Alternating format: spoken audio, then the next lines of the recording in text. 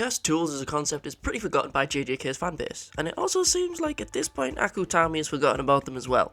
I mean, we have more cursed tools without names than we do with names, and I don't mean tools like Fodder No. 3's katana that was used a single time to kill a curse in the background of JJK Zero. No, I mean notable characters with notable weapons.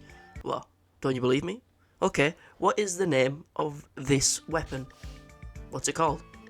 I mean, we see it all the time, it's used by a pretty plot-relevant character, and he's in a good chunk of fights using said weapon. And yet, despite that fact, it doesn't have a name, as far as we know. Same deal with Meme, Higuruma, Gakuganji. I mean, not all these characters are ridiculously plot-relevant, but they've clearly had thought and care put into their designs as well as their tools designs.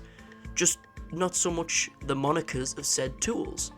In this video, I'll be discussing all named cursed tools that we've seen throughout the series of Jujutsu Kaisen, and if this video does well, I might make a second one covering every unnamed cursed tool, and trust me, that video will be a hell of a lot longer than this one. In preparation for these videos, I went out and I bought some manga. Maybe pirated it a little bit since manga is expensive and not every volume is out in England yet. Then I went back through all of JJK to find as many cursed tools as possible. So with that being said, we have to get some pretty obvious stuff out of the way first. What is a cursed tool? What makes it different from a cursed object? And who can use cursed tools? Firstly, what is a cursed tool? Try and pay attention to this part because it's pointlessly confusing and kind of vague in my opinion. A cursed tool is a weapon that's been infused with cursed energy. The reason I say infused with cursed energy and not just simply reinforced with it is due to the fact that it is possible to reinforce a regular weapon with cursed energy to make it viable in Jujutsu combat. For example, look at the fight between Yoji and Yuta. This knife we see isn't a cursed tool, it's simply just a knife reinforced with cursed energy. We haven't really seen the process of a cursed tool being created, but we know that it is possible for a weapon to become what Akutami describes as a semi-cursed tool, or what he describes as sort of a cursed tool. If a weapon is imbued with cursed energy a lot, over time, it slowly becomes something akin to a cursed tool, or a sort of cursed tool, which is apparently what happened to Miwa's katana, according to Akutami, in Volume 5, page 130, which is really hard to find an image of on the internet. She kept using her cursed energy on her katana and it becomes sort of a cursed tool. We also know that this man, Juzo Kumiya, apparently had the ability to make cursed tools in a workshop of some sort, making a hand sword for Haruta, as well as a much cooler sword for Maki, that I'll discuss later in the video.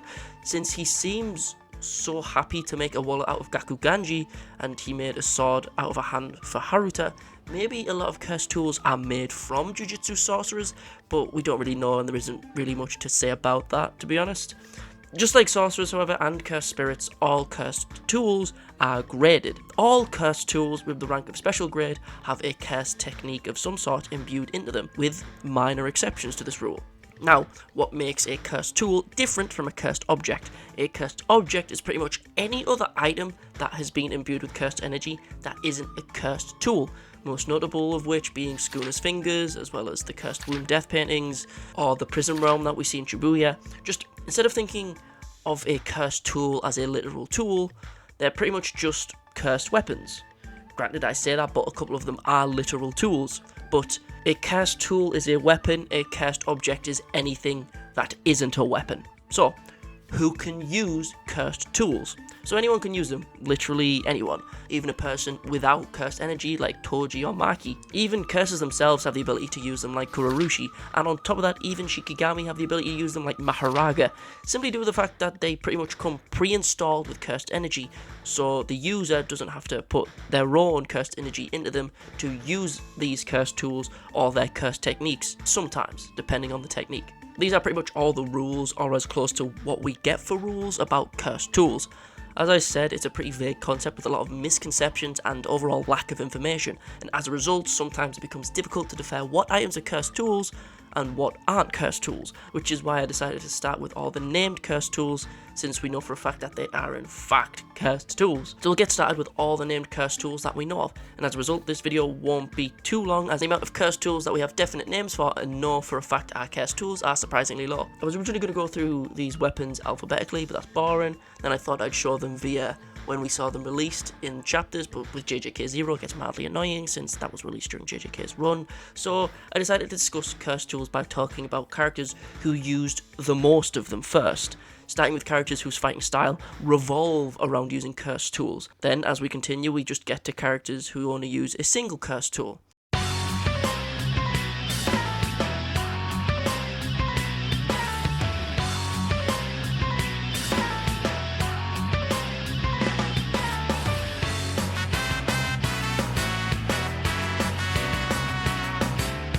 Let's get this started the right way by talking about all the weapons we saw or know that the human cursed tool inventory known as Toji Fushiguro has used, most of them being used in his fight with Gojo during the hidden inventory arc.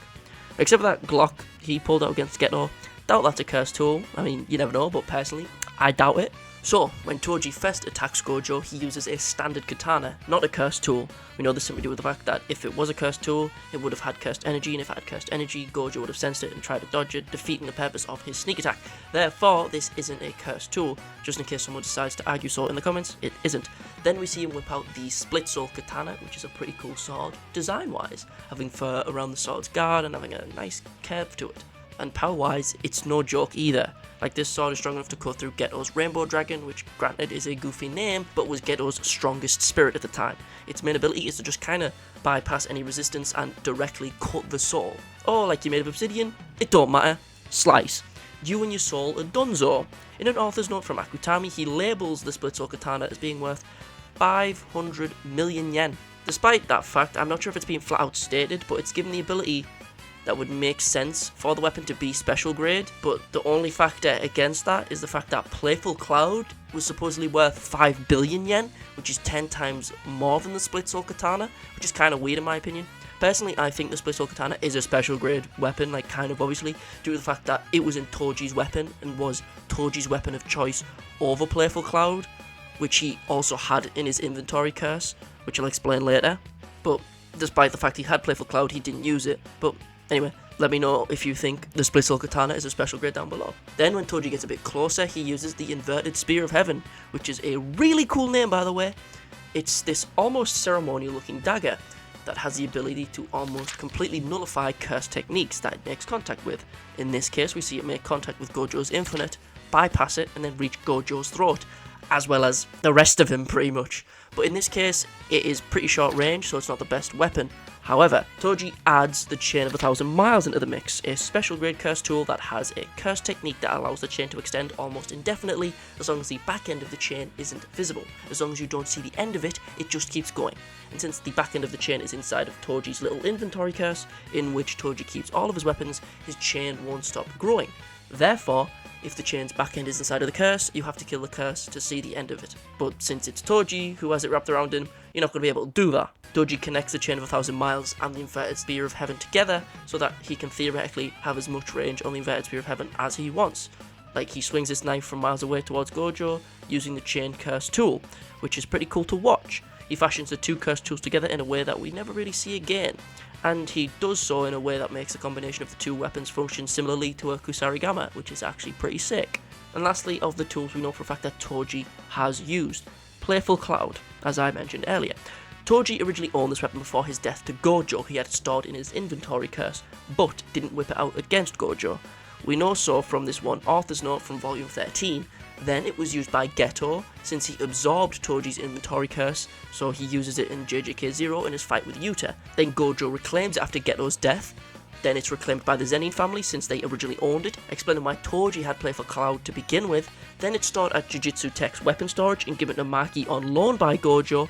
Then she gives it to Megami, who stores it in his Shadow Garden. Then the two use it against Hanami, followed by Todo then using it against Hanami as well. Then it's given back to Maki, who gives it back to Megami, who puts it back in his Shadow Garden. Then later in the Shibuya arc, during the Dagon fight, Megami appears and whips out the weapon for Maki to use. Then after his revival, Playful Cloud is used by Toji again in the fight against Dagon, and he is also the last character we see use it. Since Toji sharpens Playful Cloud to a point, stabs Dagon in the head with it, then himself with it. Not much to say about Toji's use of this weapon, despite pretty much being perfect for him. Given his heavenly restriction, he used the weapon in a way that we've never really seen before. I mean, even using the weapon as a pole vault to springboard himself towards a flying Dagon. it's literally the perfect weapon for him. Since Playful Cloud is described as one of the few special grade tools without an actual curse technique attached to it, the weapon itself is a special grade rank from its ability to act as an extension of the user's body. The weapon scales to the user's strength, and since Toji is pretty goddamn strong, the weapon fits him like a glove. Also, I never noticed this before, but after the Dagon fight, when Toji starts beating his son, he takes apart Playful Cloud so that it's only one sharpened section instead of 3, explaining why we never see the weapon again. Toji broke it. So of all the definite named curse tools we see in JJK, Toji owned and used 4 of them, and at different points see him use all 4. However, speaking of Playful Cloud, let's talk about a curse tool user who also uses 4 named curse tools. However, we actually only see them use 3 of them.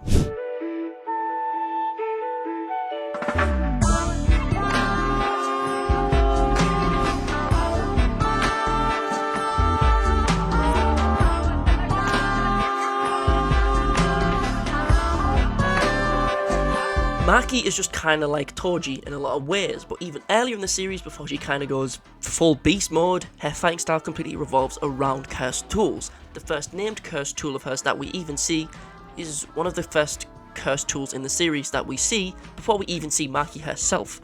Slaughtered Demon. Edgy friggin' name for a dinky little knife, but still kinda cool. We don't really know the grade of this weapon as far as I remember, but it's pretty much, it's probably below special grade, given the fact that the Ring Bearer curse just kinda waved his hand at it and destroyed it instantly, along with Yuji's hand. We only really see this weapon used properly once during Nobara's introduction, just after it's given to Yuji by Gojo. We later find out at the Goodwill event that it was actually Maki's and Gojo just borrowed it, meaning that it was originally hers and we just never really got to see her use it as far as we know. But then later on, in said Goodwill event, we see her use Playful Cloud, as I mentioned previously. Since I pretty much explained as much as I needed about the weapon, I won't bring up every other user of Playful Cloud unless they also used another named curse tool. But Playful Cloud fits Maki in a similar way it does to Toji, just less so. Given her also having a heavenly restriction, she uses it, despite her saying that she doesn't like how it feels. She also uses it again, as I said previously, in the fight with Dagon, after Megumi breaks into Dagon's domain. Using his own domain, he takes it out of the Shadow Guardian and gives it to Maki. If you want to know more about that fight, feel free to check out this video in which I go into more detail about it. But given the fact that even after Maki got her hands on Playful Cloud, the group's objective was still to escape Dagon and not defeat him, goes to show how much more Toji was a greater fit for Playful Cloud than Maki, at least at the time anyway. Moving along in the plot a significant amount, we get to the Perfect Preparation arc. Maki returns to the Zenin family on a quest to get as many curse tools as possible from Juzo's workshop, after she was told where they all were at by Tengen. Also, we finally got to see Tengen's human form, and goddamn. But yeah, we're talking about this guy again. He's such a nothing character in the main series, but to be honest, he has more of an effect on the plot than like Mei or Gakuganji, to be honest, because if he didn't exist, a lot of stuff just wouldn't happen. The reason Juzo's of mention of here again is due to the fact that he created his finest cursed tool, the Dragonbone, or Keel, I guess, which in all honesty is a pretty cool looking sword. It's thicker than a katana with like 3 engines on the backside of the blade, with a very angular looking guard. It's got a pretty interesting look. And its power is nothing to scoff at either. It wasn't his finest creation for no reason. Basically, what this weapon does is exactly what it looks like, with those exhaust engines on the back. The sword basically absorbs the force and cursed energy that is thrown at it when it clashes with another sorcerer, and the user of Dragonbone can choose when to return that cursed energy. It does so by using the absorbed cursed energy to speed up the sword using the 3 engines on the back. Basically, in layman's terms, the engines on the back made the sword swing faster. Pretty much, Maki uses it against her dad, cuts his sword in half, then gets washed and thrown into a pit with cursed spirits along with her sister. Then some shenanigans occur and we move on to the next weapon. Remember how we talked about the split soul katana earlier? Well, here it is again. Kinda. You see, basically Mai sacrificed herself to make a replica of this weapon, and in her doing so, gives Maki a full heavenly restriction, so now she's more comparable to Toji than ever. Even though he would still wash her, fight me in the comments, don't really care, but Mai pretty much uses her life to remake the split soul katana, and as a result, pretty much has the same ability to damage the soul and beat resistances as the original did. I mean, she uses it to immediately slice her dad's head in half, so it's probably a decent sword in the very least. She then proceeds to destroy her entire clan, like all good siblings do, but she does so by dual wielding the two previously mentioned sword, the Dragonborn and the Split Soul. Pretty cool. Not much else to say about this sword, it pretty much acts in the same way that Toji's did. Now for the cursed tool users who only use a single named cursed tool. The next cursed weapon I'm going to discuss is simply named the Black Rope, a cursed tool that was used by Miguel during the events of Jujutsu Kaisen 0. Now this cursed tool has a lot of interesting things going for it. First of all, its cursed technique. It disrupts or cancels the effects of other cursed techniques, meaning it's only one of two cursed tools that can deal damage to Gojo by just piercing through the infinite. However, despite its longer range than the inverted spear of heaven, as it's a rope and not a ceremonial dagger, the black rope itself burns away the more it's used and the stronger the cursed technique it disrupts. In the manga version of JJK 0, we literally see less than 3 pages of this fight between Gojo and Miguel, in which Miguel says that over the course of this short scuffle with Gojo, more than half of the rope has been burnt away. However, in the anime, we see a more in-depth fight between these two, in which Miguel unironically puts in more work than Jogo did against Gojo. But also in this fight, we hear about one other interesting fact about this black rope, that it was woven together by sorcerers from Miguel's home country over the course of multiple years, meaning that we kind of know how it was made, unlike most of the cursed tools on this list. We know that it was weaved together by sorcerers, and this weaving process took multiple years. This is pretty much the closest we know to an actual process of making cursed tools, despite how vague this actual description is. But currently in the manga, we know that both the black rope and the inverted spear of heaven were just kind of erased by Gojo, as explained by Tengen when she's trying to figure out how the hell to get him out of the skin cube. The next cast tool is a bit of a strange one. It's not used by a sorcerer, it's in fact used by a Shikigami. The strongest Shikigami we know of, actually. Out of the 10 shadows Megumi has the ability to summon, when backed into a corner during the Shibuya arc, he decides to whip out one of the most OP summons in the series, Mahoraga. Now, Mahoraga, besides having a very powerful ability to regenerate, evolve, etc., it has a very unique weapon, a weapon known as the Sword of Extermination. Some of these have some really edgy and cool names. The sword itself is quite intriguing from a design perspective. As we all know, or may not know, Gege Akutami, the author, absolutely loves Yoshihiro Togashi's work, the author of Hunter x Hunter and Yu Yu Hakusho. I personally feel as if the Sword of Extermination resembles Hanzo's blade from Hunter x Hunter during the Hunter exams, that being a blade that is simply not held in a user's hand, but is instead attached to the arm via bandages. But maybe I'm reading too much into that. Now, the weapon itself is also very strange from an ability aspect too. It uses something that no other weapon or character uses in the series called positive energy. Not reversed cursed energy, something different but something similar, and is recognised by Schooner as something that isn't strictly reversed cursed energy, but seemingly having a similar effect, as he states that it's specialised for cursed spirits. If I was a cursed spirit, I'd be a goner.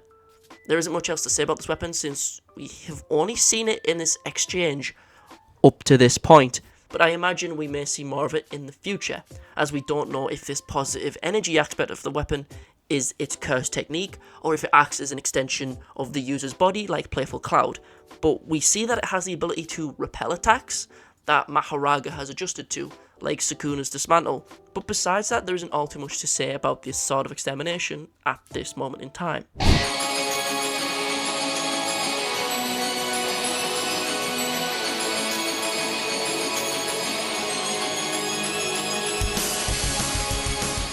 Now remember in the intro I said that even cursed spirits could use cursed tools. Well, I introduced to you Kurorushi, his special grade curse, and his Festering Life Sword. Kurorushi being that one cockroach special grade cursed spirit from the Culling Games. But we're not here to dissect these tool users, we're here to discuss their tools. So, what is the Life Festering Sword? Well, it's more than likely a special grade cursed tool. Design wise, it's a short sword, its shape kind of resembles that of a cleaver.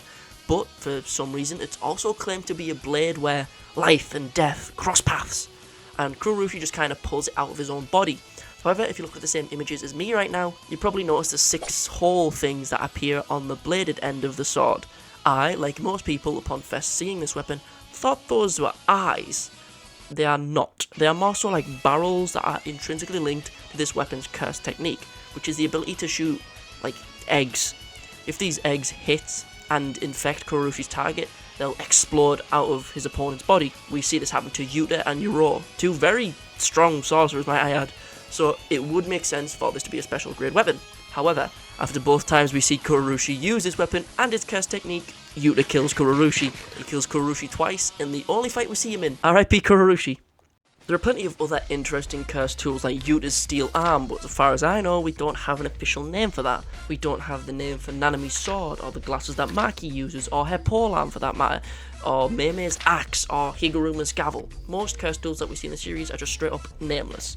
I'm considering making a video, as I said, on all unnamed curse tools and possible curse tools, but that video would be so damn long, like you have no idea how many characters have unnamed weapons. Anyway, if you have any other curse tools that have official names that aren't just names pulled out of nowhere, like Hanami calling this sword a black blade, let me know below. And if you want me to discuss every single curse tool in the series up to this point, let me know, because that's going to be a painful video to make. Outro time.